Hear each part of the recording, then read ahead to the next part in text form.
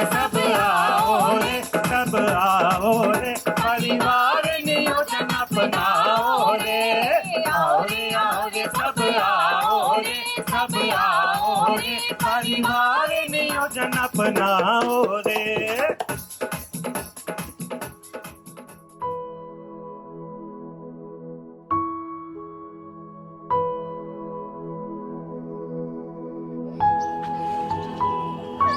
बहुत मुश्किल होता है हमारे समाज में परिवार नियोजन के मसले पर बात करना, और वो भी तब जब आप समुदाय के उस हिस्से से बात करते हैं जिसे अपने रोजमर्रा की जिंदगी की लड़ाई से ही फुर्सत नहीं, और अगर कहीं कोई सोचता भी है तो उसे समझाने वाला कोई नहीं, और अगर समझ बन गई तो संसाधनों तक पहुंच का सवाल, और सबसे बड़ी मुश्किल है शर्म। किशोर उम्र के लड़के और लड़कियों से शादी की उम्र के बारे में बात करना और भी मुश्किल है, मगर जब मन में संकल्प हो और काम का जुनून तो फिर मुश्किलें आसान होनी ही हैं। रास्ता सिर्फ एक, बात करने की शुरुआत करना और फिर लगातार बातें करते रहना।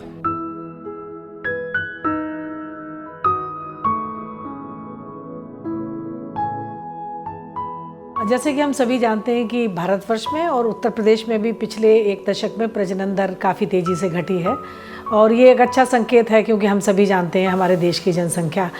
पर जिन समुदायों में हम काम करते हैं वो स्लम कम्युनिटीज़ में हैं, और वो काफ़ी दूर दराज इलाके से आते हैं, अलग अलग सांस्कृतिक और पारिवारिक पृष्ठभूमि से होते हैं। तो ऐसी हिस्ट्रोजिनस सोसाइटी में काम करना थोड़ा मुश्किल है, बट सीमित परिवार रखने के लिए जो एक जीवन चक्र से हमें कार्यक्रम को देखना चाहिए। मुझे अच्छा लगता है कि जब इस पूरे कार्यक्रम में एक जीवन चक्र में इस कार्यक्रम को एड्रेस किया जा रहा है। जो एडोलेसेंट्स हैं उनके साथ बातचीत की जा रही है कि कैसे वो बड़े होंगे तो उनका परिवार कैसा होना चाहिए, और उनको ये समझ देना, जीवन कौशल देना, ताकि वो निर्णय ले सकें कि उनको कैसा परिवार चाहिए, कब शादी चाहिए, कब बच्चा चाहिए, कितना अंतर बच्चों में चाहिए, वो ये समझ रहे हैं, देख रहे हैं। पता नहीं कहाँ चली जाती है चाची, तो वही बिगाड़े हो। और बातें कार्यक्रम जो है ये एक परिवार नियोजन पे पूरा हमारा काम है, जिसमें जो कपल्स हैं, जो अभी नई शादी जिनकी हुई है, या कह लीजिए जिनकी एज जो है 18 से 45 के है या 45 प्लस है, उनके साथ हम लोग परिवार नियोजन पे बात करते हैं कि बच्चे कितने होने चाहिए, कब होने चाहिए, उनमें अंतर क्या कितना होना चाहिए, उस विषयों पे हम लोग बातचीत करते हैं। इनको वो क्षेत्र में जाते हैं, वहाँ की महिलाओं को इकट्ठा करके स्क्रीनिंग टेस्ट करते हैं, और उनसे जो भी HRP केसेस या जो चीज़ें निकलती हैं उनको ये लिंकेज के द्वारा ये हॉस्पिटल में हमारे भेजते हैं, जिससे यहाँ से उनको दवाइयाँ दी जाती हैं और उनका ट्रीटमेंट अच्छे से किया जाता है। और हमारे गवर्नमेंट लेवल पर ये स्ट्रेंथनिंग का वर्क करते हैं कि आगे देखते हैं कहाँ पे क्या कमी है, क्या नहीं है। इनके द्वारा हमें जो है SCL के द्वारा 2 कंप्यूटर भी हमें दिए गए हैं, जो कि ये हॉस्पिटल में काम आ रहे हैं, लोगों की व्यवस्थाएं उससे पूरी करी जाती हैं। अब जैसे पहले मैं अकेले थी, मैं अकेले एक बात को कह रही हूँ, और वही बात अब जैसे संस्था के लोग आते हैं मेरे साथ मिल के, हम जब दोनों लोग मिल के एक ही टॉपिक पे, जैसे परिवार नियोजन को ही ले लीजिए, इस पे समझाते हैं, तो उनको ये लगता है कि एक विश्वास पैदा होता है।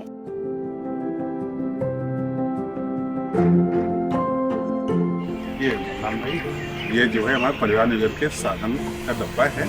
ये अपने सुविधा अनुसार जो है लोगों को चाहे मीटिंग करके या फिर जब भी आए समुदाय के अंदर ही डिपो होल्डर्स हैं जो कि साधनों को प्रोवाइड कर रही हैं, और लोगों को जाना नहीं पड़ रहा, क्योंकि ये सब दिहाड़ी मजदूर हैं और इनको एक दिन के वेजेस जो लॉस होते हैं वो समस्या होती है। तो समुदाय के अंदर महिलाएं हैं जो खुद से परामर्श देने लगी हैं। वो बहुत पढ़ी लिखी नहीं हैं, लेकिन वो साधनों के बारे में जान गई हैं, स्वयं के स्तर पे रखती हैं। तो इस तरीके से लोगों को जो प्राप्त होना चाहिए साधन, वो प्राप्त हो रहा है। हमारे बातें सुन के बहुत उनको जानकारी मिली है, सब सामान देते हैं और उनसे कहते हैं कि आप 2 ही रखना, हम 2 हमारे 2।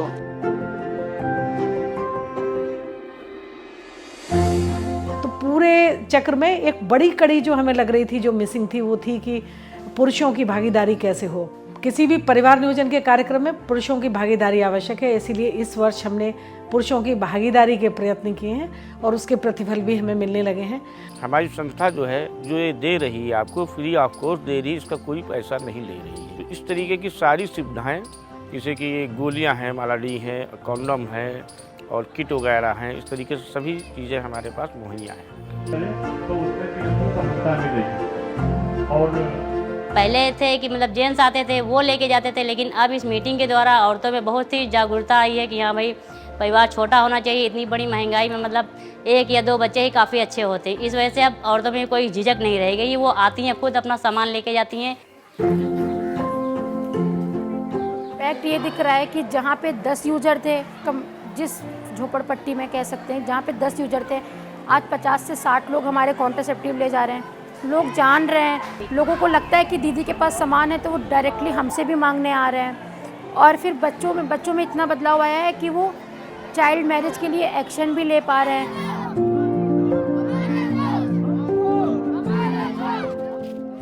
पहले जैसे था कि अब उनको परिवार नियोजन साधन के बारे में पता नहीं था, कहाँ से लें। वो कहते थे कि भैया खाने को है नहीं, हम वो साधन कहाँ लाए। अब उन्हें फ्री में मिलने लगा है, वो लोग लेते हैं। तो उससे हमने देखा कि अब बच्चों में जो उनके मतलब हर साल होने या बार बार गर्भपात कराना, तो वो अब बहुत कम हुआ, अब नहीं करते। अब जानते हैं कि वहाँ साधन मिलता है, डिपो होल्डर से मिल जाएगा, पीयर एजुकेटर से, तो उनसे वो खुद लेके अब इस्तेमाल करते हैं, तो वो अंतर आया है। और ये किसके कारण है? कम उम्र में शादी करने के कारण। इसलिए कम उम्र में शादी नहीं करनी चाहिए। इसमें बच्चों की मीटिंग्स करनी रहती हैं और बच्चों को जागरूकता देनी, जैसे पीरियड्स की और लाइफ स्किल्स के बारे में और हेल्पलाइन नंबर के बारे में, बाल विवाह के बारे में, इन सब चीज़ों के बारे में हमें जागरूकता देनी रहती है बच्चों को। 9 साल से लेकर 13 साल तक की जो लड़की होती हैं उनको माहवारी शुरू हो जाती है। बहुत फ़र्क पड़ा है। सबसे पहली चीज़ महिलाएं जागरूक हुई हैं और अगर कोई बात होती तो वो सरकारी अस्पताल जा रही हैं या प्राइवेट डॉक्टरों के पास जा रहे हैं, उनको दवाइयों की या गोलियों की इस तरीके की ज़रूरत, तो वो सारी सुविधाएं भी मिल रही है। और बाकी हमारी आंगनबाड़ी से भी महिलाएं आते हैं, पीछे अगर कोई दिक्कत होती है तो अस्पताल भेज दिया जाता है। इससे बहुत लोगों को फ़ायदा है, जैसे कि जो लोग अबॉर्शन करवाते थे और गोली खाते थे, दवा खाते थे, इन सब चीज़ों से बहुत फ़ायदा है। हमें भी फ़ायदा, लोगों को भी बहुत लाभ है। तो अब लोग जो हम लोगों की बात मानते हैं और जैसे हम लोग बताते हैं छोटा परिवार और सुखी परिवार होना चाहिए, 1 या फिर 2 बच्चे होने चाहिए, तो लोग इस बात को आजमाते भी हैं।